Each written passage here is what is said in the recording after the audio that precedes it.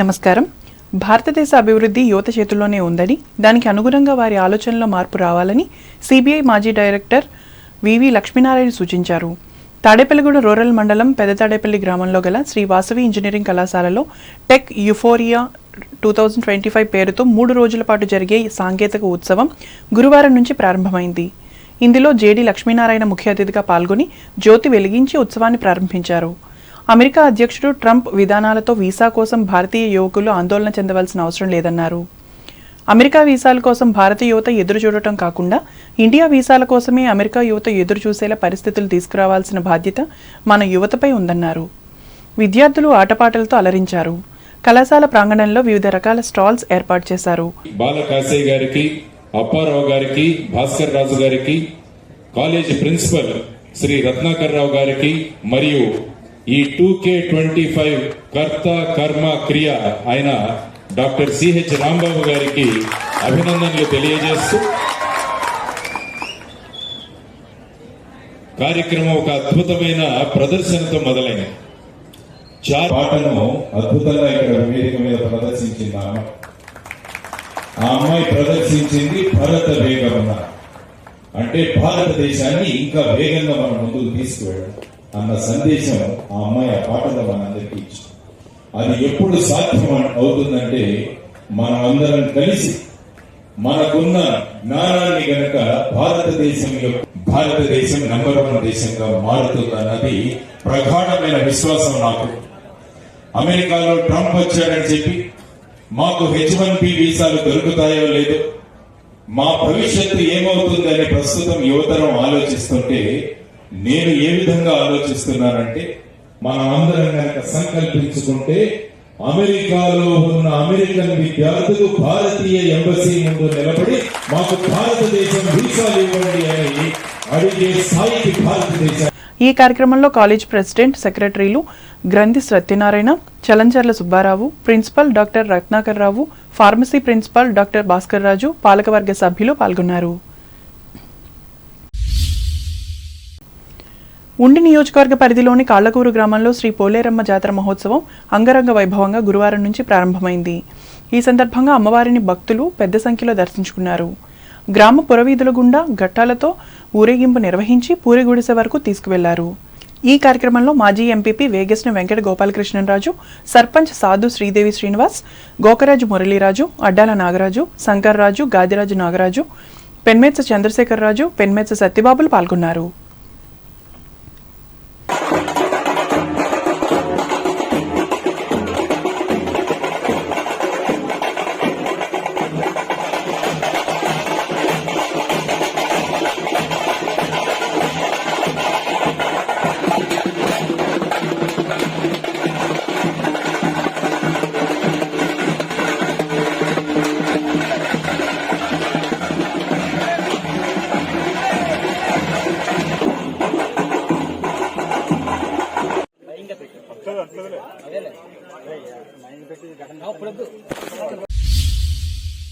తూర్పుగోదావరి జిల్లా వార్తలు.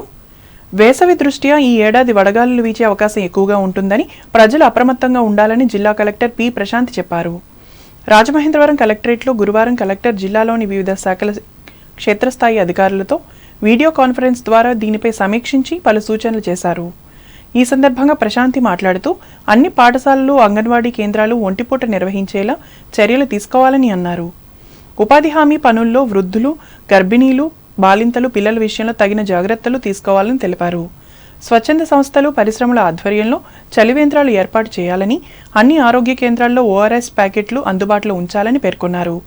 ఈ వడగాళ్ల తీవ్రతపై గ్రామీణ ప్రాంతాల్లో టామ్ ద్వారా ప్రజలకు అవగాహన కలిగించాలని అన్నారు.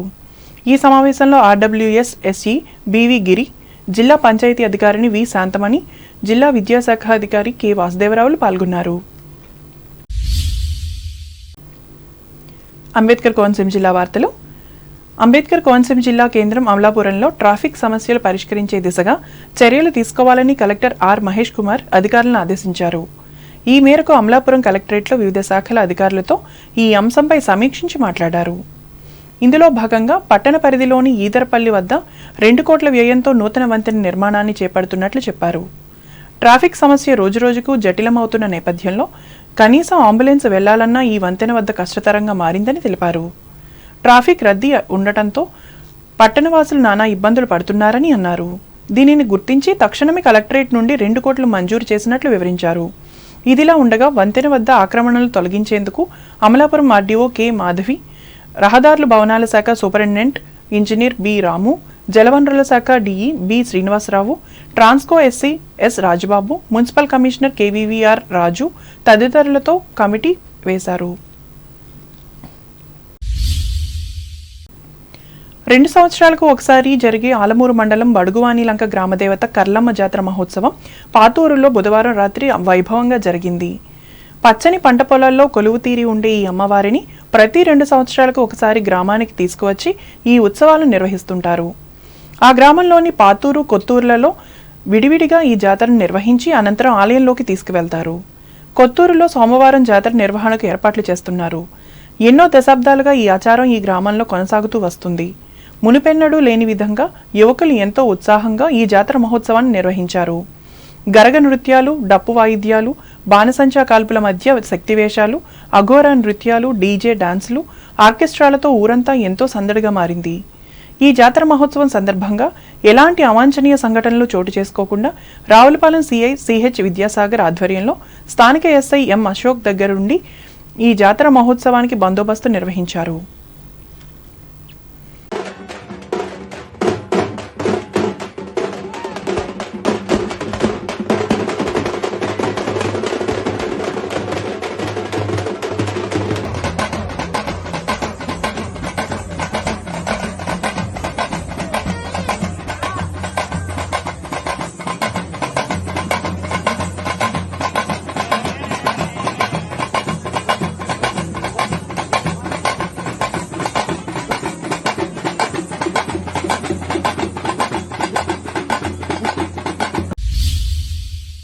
ఏలూరు జిల్లా వార్తలు. వేసవిలో త్రాగునీటి సమస్య తలెత్తకుండా అధికారులు కార్యాచరణ ప్రణాళిక రూపొందించి అమలు చేయాలని జిల్లా కలెక్టర్ కె వెట్రిసెల్వి సంబంధిత అధికారులను ఆదేశించారు. ఏలూరు కలెక్టరేట్లో వేసవిలో త్రాగునీటి సరఫరా, జలజీవన్ మిషన్ పథకాల అమలుపై సంబంధిత శాఖల అధికారులతో గురువారం కలెక్టర్ సమీక్షించి మాట్లాడారు. కాలువలకు నీటిని నిలిపివేసేలోగా జిల్లాల్లోని అన్ని గ్రామాల్లో త్రాగునీటి వనరులను పూర్తిస్థాయిలో నింపుకోవాలని అన్నారు. అలాగే బోర్వెల్స్ పూర్తి స్థాయిలో పనిచేసేలా చూడాలని, అవసరమైన వాటికి మరమ్మతులు చేయించాలని పేర్కొన్నారు.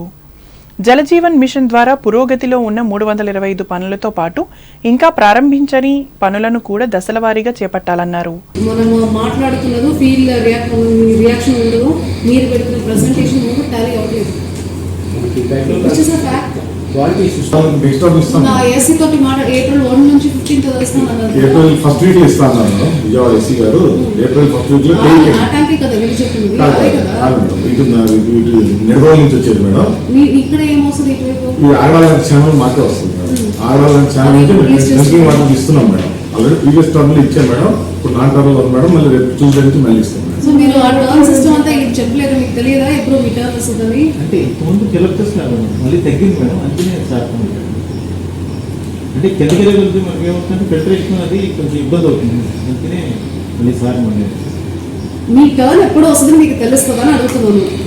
ఈ సమావేశంలో Zilla Parishad CEO K Bhimeswararao, ITDA PO K Ramul Naik, irrigation SE P త్రినాథబాబులు పాల్గొన్నారు. గ్రామ వార్డు సచివాలయ క్లస్టర్ విధానం వల్ల గ్రామ రెవెన్యూ అధికారులు నష్టపోతున్నారని ఈ సంఘ రాష్ట్ర అధ్యక్షులు భూపతిరాజు రవీందర్రాజు తెలిపారు. గ్రామ రెవెన్యూ అధికారులు ఎదుర్కొంటున్న వివిధ సమస్యలపై గురువారం ఆయన ఏలూరు జిల్లా కలెక్టర్ కె వెట్రిసెల్వికి వినతి పత్రం అందజేశారు. అనంతరం రవీందర్రాజు మీడియాతో మాట్లాడుతూ అర్హత గల వీఆర్ఓలను రెవెన్యూ శాఖలో ఖాళీగా ఉన్న జూనియర్ సీనియర్ అసిస్టెంట్ పోస్టుల్లో నియమించాలని అన్నారు. ప్రతి సచివాలయంలో ఒక వీఆర్ఓ ఉండే విధంగా చర్యలు తీసుకోవాలని కోరారు. క్లస్టర్కు ఒక వీఆర్ఓ ఉండటం వల్ల రెవెన్యూ సమస్యలు పెరిగిపోతున్నాయని పేర్కొన్నారు. రాష్ట్రంలో రేషనలైజేస్ పేరుతో సచివాలయ మార్పుల గురించి జరుగుతున్న విధానంలో ప్రభుత్వం క్లస్టర్ పేరు చెప్పి ఒక మండలంలో ఒక 20 సచివాలయం ఉంటే ఒక 2 సచివాలయం కలిపి ఒక క్లస్టర్ చేయడం జరుగుతుంది. దానివల్ల ఏంటంటే ఇప్పటికే పనిభారంతో ఉండి ఎంతోమంది ఇబ్బంది పడుతూ ఉంటే ఒక క్లస్టర్కి ఒక వీఆర్ఓ అంటే 2 సచివాలయాలు పనిచేయాలంటే అక్కడ భూ విస్తీర్ణం కూడా వేల ఎకరాల్లో ఉండటం వల్ల రేపొద్దున భవిష్యత్తులో రెవెన్యూ సేవలు కూడా ఇబ్బందికర పరిస్థితి. అందువల్ల ప్రతి సచివాలయానికి ఇప్పుడున్న యథావిధిగా వీఆర్ఓని కొనసాగించాలని చెప్పి మేము కోరుతున్నాం. ఎందుకంటే రేషనలైజేషన్ కేవలం సచివాలయ సిబ్బందికి మాత్రమే చేసే ప్రక్రియ, కానీ రెవెన్యూ వాళ్ళని కూడా దాంట్లో చూపిస్తూ ఈ రేషనలైజేషన్లో మమ్మల్ని సుమారు 7,500 మంది 50% తగ్గిపోయేలాగా ఇప్పుడు కనబడుతుంది. ఈ 50% జనాన్ని మాకు ప్రమోషన్లు ఇస్తారా, ఏం చేస్తారనేది కూడా క్లారిటీ లేదు ప్రభుత్వం దగ్గర. అందువల్ల ప్రభుత్వం వెంటనే కూడా ఈ రేషనలైజేషన్లో మేము కవరేజ్ ఒకటే, ఎందుకంటే అర్హులైన ఎంతోమంది చాలా సంవత్సరాల నుంచి పనిచేస్తున్నారు. వాళ్ళందరికీ కూడా ముందుగా సీనియర్ అసిస్టెంట్లు, ఖాళీగా ఉన్న జూనియర్ అసిస్టెంట్ పోస్టులో మమ్మల్ని ఫిలప్ చేసి. వార్తలు ముగించే ముందు ముఖ్యాంశాలు మరోసారి. మెరుగైన పర్యావరణ కోసం పిచ్చుకలను పరిరక్షించుకోవాల్సిన బాధ్యత అందరిపై ఉంది. తణుకు బాలిక ఉన్నత పాఠశాలలో బోధించిన ప్రధానోపాధ్యాయుని వరలక్ష్మి. తణుకు లయన్స్ క్లబ్ ఆధ్వర్యంలో సంతోష దినోత్సవాన్ని నిర్వహించి ఆనందంపై అవగాహన కలిగించారు. తణుకు పెన్షనర్ సభలో 80 మందికి ఉచిత దంత వైద్య సేవలందించిన ఈ వైద్య ప్రముఖులు శ్రీహరి. భారతదేశంలో నిజమైన అభివృద్ధి యువత చేతుల్లోనే ఉంది. తాడేపల్లిగూడెంలో ఇంజనీరింగ్ విద్యార్థులకు సూచించిన సిబిఐ మాజీ డైరెక్టర్ లక్ష్మీనారాయణ. ఉండి నియోజకవర్గం కాళ్లకూరు గ్రామంలో భక్తి శ్రద్ధలతో నిర్వహించిన పోలేరమ్మ జాతర మహోత్సవం. తూర్పుగోదావరి జిల్లాలో పెరగనున్న వడగాలులు, అప్రమత్తంగా ఉండాలని రాజమండ్రిలో ప్రజలకు హితవు పలికిన జిల్లా కలెక్టర్ ప్రశాంతి. అమలాపురంలో ట్రాఫిక్ సమస్యలను పరిష్కరించేందుకు చర్యలు చేపట్టాలి, అన్ని శాఖల అధికారులను ఆదేశించిన అంబేద్కర్ కోనసీమ జిల్లా కలెక్టర్ మహేష్ కుమార్. ఆలమూరు మండలంలో వైభవంగా నిర్వహించిన గ్రామదేవత కర్లమ్మ జాతర మహోత్సవాలు, తరలివచ్చిన భక్తులు. వేసవిలో త్రాగునీటి సమస్య లేకుండా కార్యాచరణ ప్రణాళిక రూపొందించాలి, ఏలూరులో అధికారులకు దిశానిర్దేశం చేసిన జిల్లా కలెక్టర్ వేటి తెలివి. గ్రామ రెవెన్యూ అధికారులకు నష్టం తెస్తున్న క్లస్టర్ విధానం ఏలూరులో స్పష్టం చేసిన ఈ సంఘం రాష్ట్ర అధ్యక్షులు భూపతిరాజు. ఈ వార్తలు ఇంతటితో సమాప్తం. నమస్కారం.